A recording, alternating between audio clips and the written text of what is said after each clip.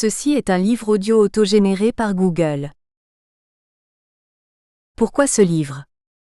À partir de l'âge de 10 ans, j'ai été amenée à m'occuper d'enfants précoces, actuellement dénommés à haut potentiel.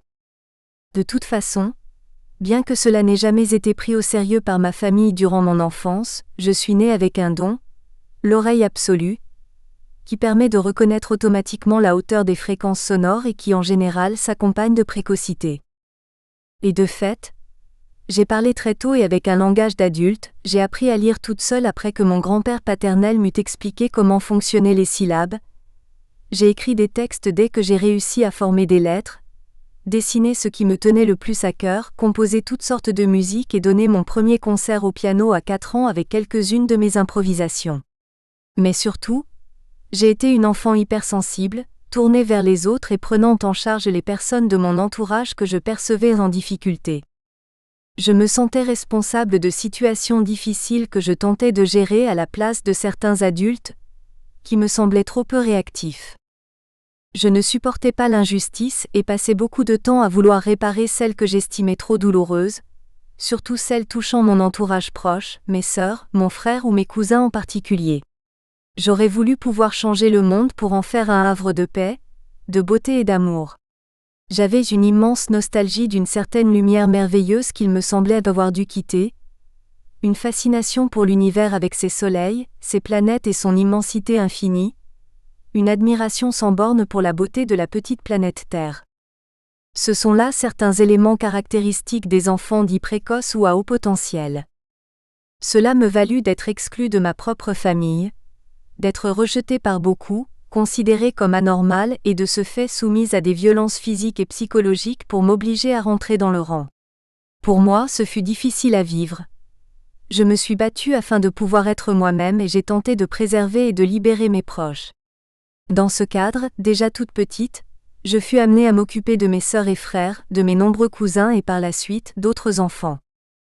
Entrée au Conservatoire national supérieur de musique de Paris à l'âge de 10 ans, j'y ai rencontré une autre petite fille de mon âge, Christine G., ayant également l'oreille absolue et reconnue, elle, comme précoce et non comme anormale. Ses parents étaient tous les deux musiciens, et s'occupaient beaucoup d'elle. Ils étaient admiratifs des résultats qu'elle obtenait, étaient très présents à ses côtés et la valorisaient en permanence. Elle fit un parcours rapide dans la classe de solfège où j'étais, et je pus me rendre compte que nous avions beaucoup de points communs et une même façon de réagir. Pourtant, à cette époque, je l'admirais sans penser une seconde que nous puissions être semblables. Durant cette même année au CNSMP, je fus amenée à prendre en charge un petit garçon, Patrice Esquivier, un génie de la musique qui à 9 ans jouait les morceaux de Chopin les plus difficiles et allait devoir se présenter l'année suivante à l'entrée de la classe de piano. Comme ses parents étaient très modestes et n'avaient pas beaucoup de moyens financiers, ils venaient souvent chez moi, ce qui nous donnait l'occasion de bavarder et de jouer à toutes sortes de jeux en attendant les cours de musique, si bien que je me sentais très proche de lui. Il m'avait même demandé en mariage. Là aussi, j'avais pu constater que nous étions vraiment sur la même longueur d'onde. Lors de mes 12 ans, je fus amenée à créer une petite chorale d'enfants et je me découvris des affinités avec l'un d'eux, trouvant qu'il me ressemblait. Étrangement, il comprenait la musique sans en connaître la moindre note, avait une incroyable intuition et semblait se sentir solidaire des personnes en difficulté. Il était très sensible, créatif, curieux de tout, fasciné par l'espace, par ce qui touchait à Dieu et par tout ce qui était extraterrestre. Ses parents le considéraient comme étant caractériel et atypique, mais s'occupaient de lui avec beaucoup d'attention et d'amour. Ils discutèrent avec moi pour m'expliquer ses comportements, et je fus très troublée de constater à quel point nous étions semblables. Mais là encore, je n'avais pas la moindre idée que pour ma part, je pouvais être autre chose qu'anormale et d'une certaine façon tarée. C'est après avoir obtenu mes différents diplômes de musique, passé pas mal d'années en faculté de lettres à la Sorbonne que grâce à Jean Langlais, mon professeur d'orgue, j'admis avoir un don, ou plusieurs et non une tare, ou plusieurs, et ne pas être forcément complètement anormale. C'est seulement devenue adulte et jeune mère de famille que j'admis cette possibilité. Tardive révélation. J'avais créé des ateliers de chant et synthétiseurs pour les petits de 3 à 6 ans et là, dans ce cadre, je fus amenée à gérer un grand nombre d'enfants précoces, dits à haut potentiel. J'avais pu constater que leurs différences faisaient qu'eux aussi, malheureusement, rencontraient de grosses difficultés avec leur entourage. Tout comme moi à mon époque, certains étaient fragilisés du fait de leur hypersensibilité et donc incompris et rejetés, et hélas, souvent victimes de violences de toutes sortes, en particulier dans le milieu scolaire, tant de la part de leurs professeurs que de leurs camarades. Durant toutes ces années, je me suis efforcée de mettre au point différentes méthodes pouvant convenir à ces élèves hors normes. Chacun ayant ses propres particularités, il était obligatoire de pouvoir s'adapter à leur personnalité et à leur fonctionnement. Il s'agissait donc d'un enseignement à la carte, ouvert sur tous les domaines d'expression, artistique, intellectuelle et corporelle. Il existe peu de psychologues pouvant prendre en charge ces enfants lorsqu'ils sont en détresse, et actuellement cela pose un réel problème. Récemment, une psychiatre avec laquelle j'en discutais me répondit. Les précoces ? Je ne veux pas en entendre parler. Tout ça c'est du bluff. On a déjà assez de travail comme ça, avec tous les autres petits. Il est vrai que beaucoup de parents pensent souvent à tort, que leurs enfants sont surdoués, ce qui fausse réellement la perception des professionnels tout en les agaçant au plus haut point. J'ai également apporté le témoignage de ce que j'ai vécu durant mon enfance en écrivant un livre, L'oreille absolue, publié aux éditions L'Harmattan. Mais dans les conférences que j'ai données pour en expliquer le sujet, il m'a semblé que ce récit n'était pas assez actuel et peut-être trop personnel. À titre d'exemple plus parlant, j'ai donc décidé de rédiger un autre ouvrage afin d'expliquer ce que mes petits élèves, durant plus de 35 ans de pratique, m'ont permis et me permettent encore de découvrir. Bien évidemment, j'ai changé leur prénom et fait en sorte que l'on ne puisse pas les reconnaître. Il m'a semblé que ces récits pourraient démontrer à quel point l'entourage des enfants précoces, leurs parents, leurs camarades ou leurs enseignants en particulier, du fait de leur incompréhension, pouvaient avoir avec eux des réactions inappropriées les mettant en difficulté.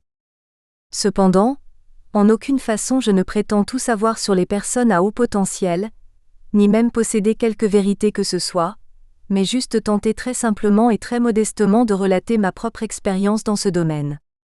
Jacqueline Thibault. À titre d'exemple, comment se passe un cours de musique habituel ?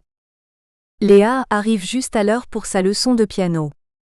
Elle aime le lieu où se passent les cours, un vaste domaine au milieu duquel trône une ancienne ferme à colombages, au bord d'un petit lac bordé de divers bâtiments.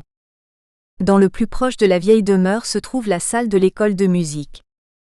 On y trouve les nombreux instruments d'un orchestre de jazz, divers placards, des tables et des chaises de bureau ainsi que 2 pianos, l'un acoustique, l'autre numérique.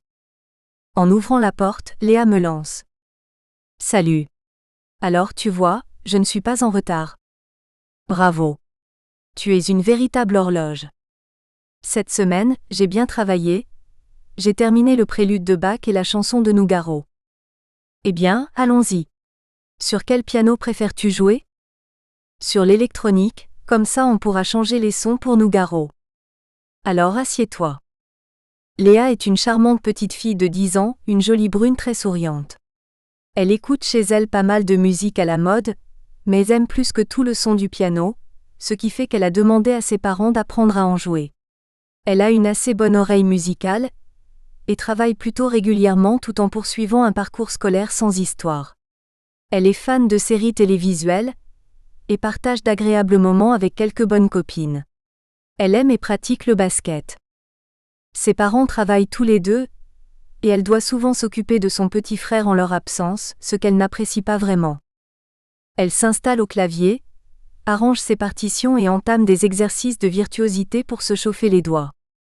Je la reprends sur quelques erreurs et autres maladresses, en lui donnant des consignes pour la semaine suivante. Tu peux m'écrire tout ça dans mon carnet ? Car je ne vais pas pouvoir m'en souvenir ? Me demande la fillette. Je note soigneusement les nouveautés qu'elle devra travailler.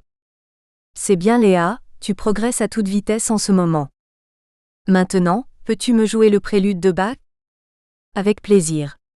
Je l'adore ce morceau mais la fin, elle est difficile, j'ai encore du mal. On y va.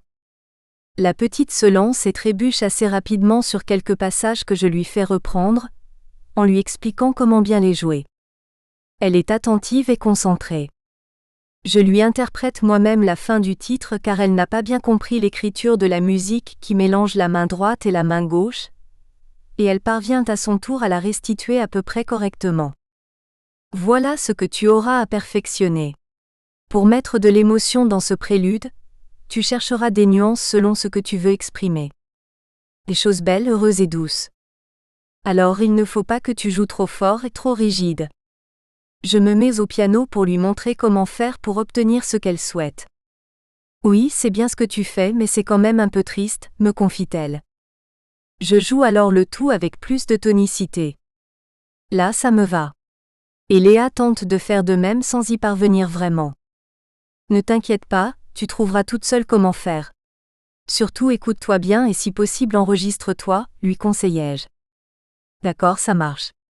Maintenant, je vais mettre un son de guitare pour Nougaro.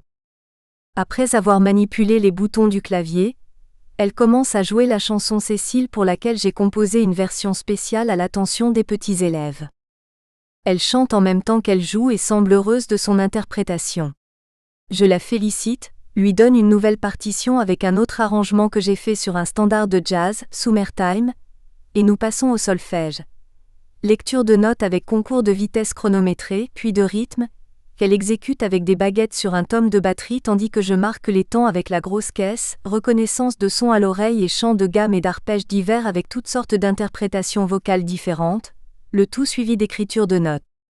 En dernier vient l'improvisation. Elle choisit un thème très simple dans une tonalité facile, et se lance en commentant au fur et à mesure.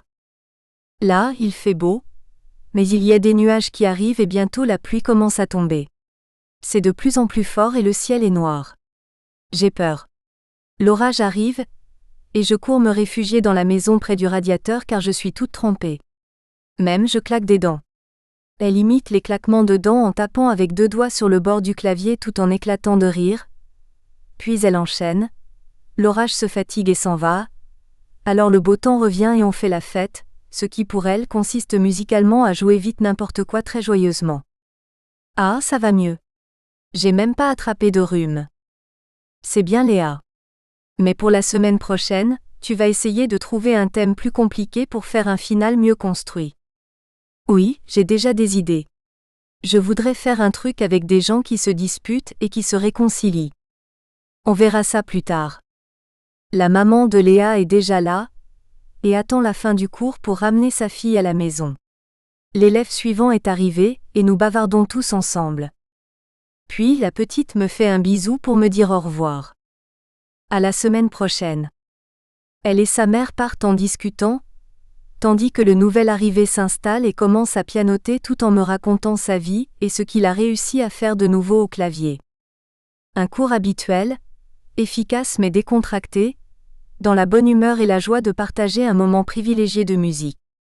Avant de relater les moments particuliers que j'ai passés avec certains des élèves précoces que j'ai eu à initier à la musique, voici les principales caractéristiques que j'ai retrouvées à de nombreuses reprises chez ces jeunes enfants. Caractéristiques que j'ai pu remarquer chez les enfants précoces. L'hypersensibilité tant émotionnelle que celle des 5 sens, ce qui fait que ces personnes ont des perceptions vraiment différentes de la plupart des gens. En ce qui concerne les émotions, elles les ressentent avec une intensité difficile à décrire mais comme considérablement amplifiée, ce qui fait dire à leur entourage qu'elles exagèrent tout. Pour ce qui est des 5 sens, beaucoup ont une très bonne vue, et sont attirés par la beauté et l'harmonie des choses et des êtres qui les entourent. Les enfants précoces sont souvent très pointilleux sur l'agencement des couleurs et des lumières. Ils ont une oreille particulièrement développée et sont donc sensibles à la musique, surtout lorsqu'elle est émouvante ou rythmique, ainsi qu'à la sonorité des voix parlées, certains perçoivent les ultrasons. Leur odorat et leur goût sont très subtils, et les odeurs comme les saveurs sont souvent exacerbées et ont une grande importance dans leur perception. Ils sont très réactifs au toucher, appréciant les tissus doux, les caresses, le contact avec certains animaux, sans parler de ce qu'ils peuvent ressentir physiquement avec d'autres personnes, en positif comme en négatif. Certains adultes disent d'éprouver dans l'amour sensuel des perceptions qui touchent à la spiritualité, et qui peuvent les projeter dans d'autres dimensions. La plupart s'intéressent dès leur plus jeune âge à des domaines adultes et sont en demande d'explications précises à leur sujet. Même peu éduqués dans des religions, ils ont très souvent des perceptions particulières qui les rendent sensibles à tout ce qui touche à la spiritualité. On les traite souvent d'anges ou d'extraterrestres. Ils ont parfois des intuitions, des prémonitions qui peuvent aller jusqu'à la voyance. Mais la plupart n'en sont pas conscients et pensent que toutes les personnes sont comme eux. La créativité est l'une de leurs caractéristiques. Ils sont parfois doués pour tout, surtout dans le domaine artistique ou encore pour ce qui se rapporte aux sciences et aux mathématiques, de même qu'ils sont fréquemment passionnés par l'espace au point de vouloir tout connaître des planètes, trous noirs et autres galaxies. Certains désirent devenir astronautes ou au moins, pilotes d'avion.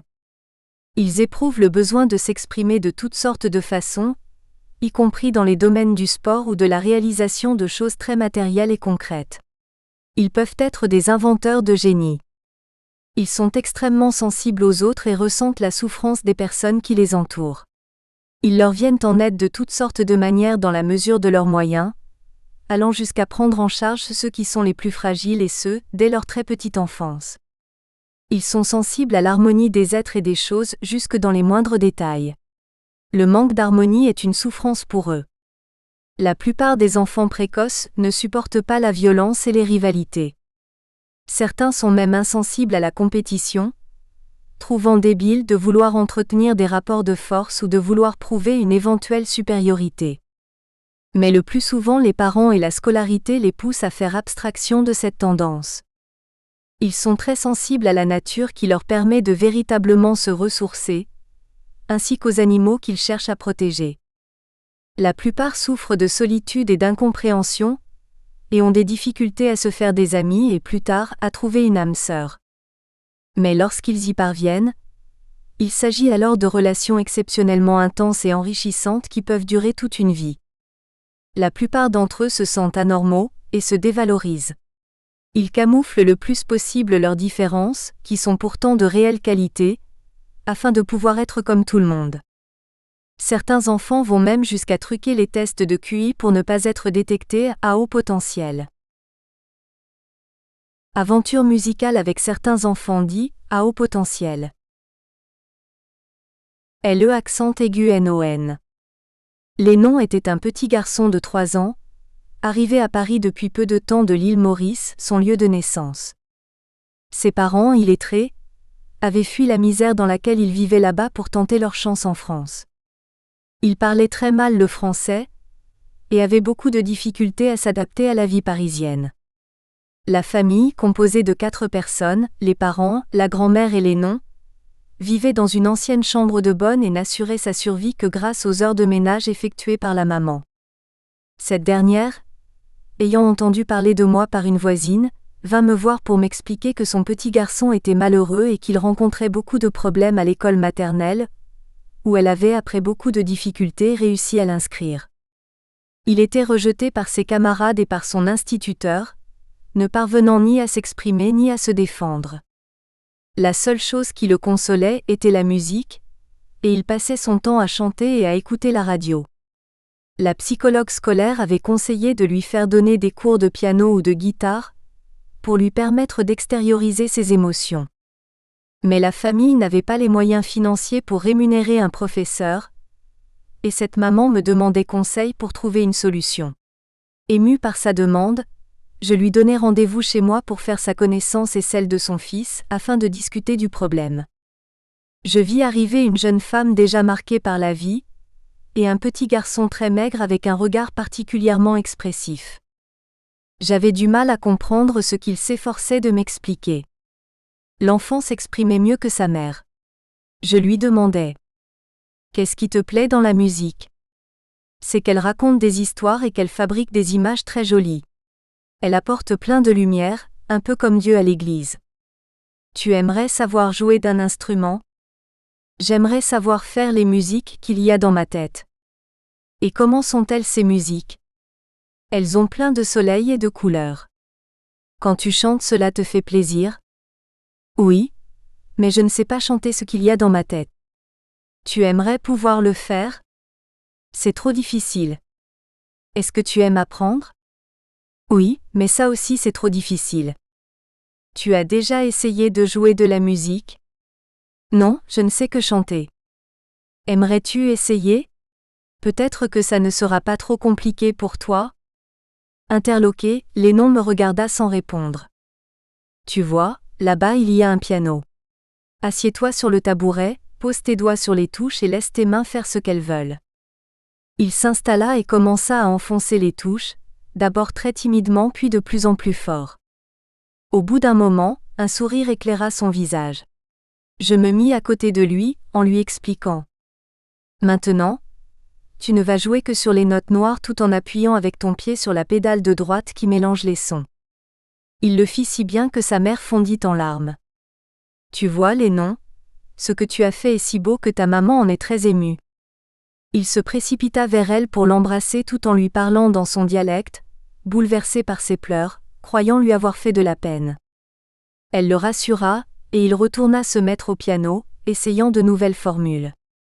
Au bout d'un moment, il trouva des débuts de mélodie puis finalement les premières notes de la chanson Au clair de la lune, qu'on lui avait apprise à l'école. Tu vois, Lennon, ce n'est pas difficile. Voudrais-tu continuer à étudier cet instrument? Il me regarda, le visage illuminé de joie. Puis après un long silence, il ajouta. Oui, je voudrais bien, mais ce n'est pas possible. Pourquoi? Maman m'a dit qu'on n'avait pas d'argent.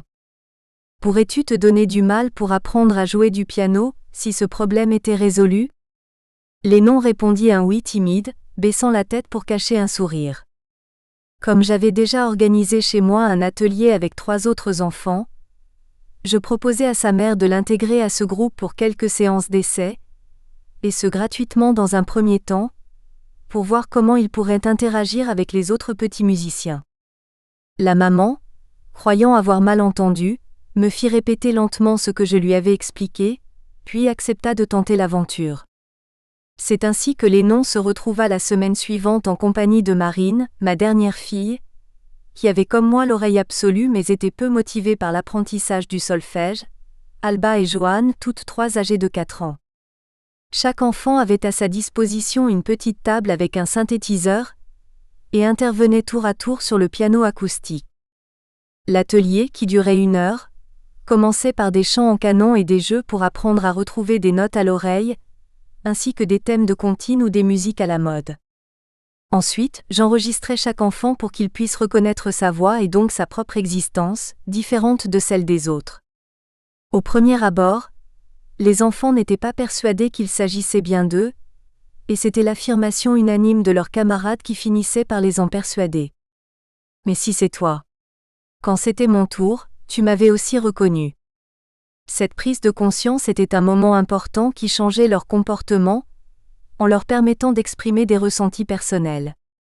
Suivaient alors des sortes de danses, telles que marcher sur les rythmiques que je jouais tout en faisant varier le tempo et en chantant la gamme de Do, ou des chansons de leur choix, ou suivre avec des mouvements improvisés, des arrangements dont la complexité progressait. Cet épisode se terminait en tapant dans les mains des éléments écrits sur de grands cartons tels que des rondes, blanches, noires, silence, etc.